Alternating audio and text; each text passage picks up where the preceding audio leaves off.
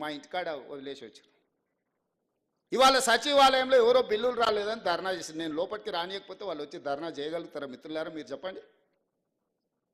సామాన్యుడు కూడా సచివాలయానికి వచ్చి తన బాధను చెప్పుకోవడానికి, అవసరమైతే నిరసన తెలపడానికి ఈ ప్రభుత్వం అవకాశం ఇచ్చినందుకు కదా మీరు వచ్చి నిరసన తెలిపింది. ఏ ధర్నా చౌక్లో పుట్టి పెరిగిన మీ పార్టీ ఆ ధర్నా చౌక్ను మూసేస్తే నేను వచ్చిన వెంబడే ధర్నా చౌక్ తెరిచి ప్రజలు ఏం నిరసన తెలిపినరో నేను తెలుసుకోవాలనుకుంటున్నా.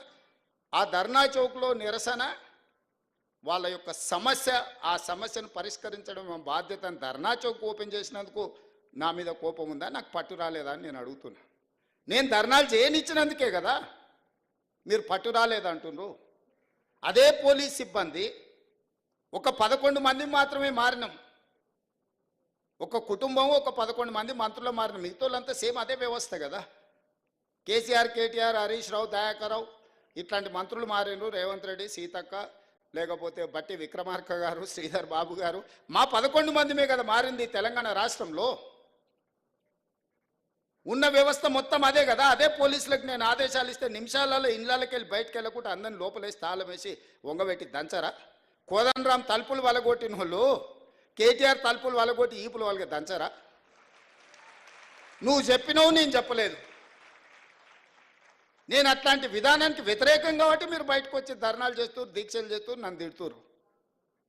ఆనాడు నువ్వు ఆదేశాలు ఇస్తే కోదండరాం గారు తలుపులు బద్దలు కొట్టిన పోలీసులు నీ ఈపులు పక్కన వలగొట్టారా మేము చెప్తే? ఆ విధానానికి మేము వ్యతిరేకము. అరే వాళ్ళ బాధ ఏముందో చెప్పుకొని అనరా, వింటే అందులో ఏదైనా రీజనబుల్ ఏమన్నా ఇష్యూ ఉంటే రిజాల్వ్ చేయాలనే ఆలోచనతో మేము అవకాశం ఇస్తున్నాము. సేమ్ అదే పోలీస్ వ్యవస్థతో మీరు అంచివేసినట్టు మేము అంచేయలేమా?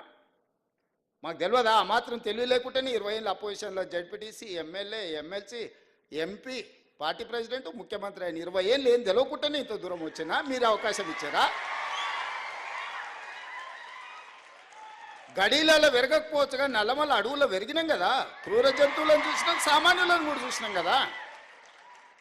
గడీలలో దొరల్లాక మేము పెరగకపోవచ్చు, కానీ నల్లమల్ల అడవుల్లో చెంచులను చూసుకుంటేనే, పేదోళ్ళని చూసుకుంటేనే పెరిగినాం కదా. మాకు మనుషులు ఎట్లుంటారు, మానవ మృగాలు ఎట్లుంటాయో మాకు తెలియదా? తెలియకుండానే ఇంత దూరం వచ్చిందా నేను?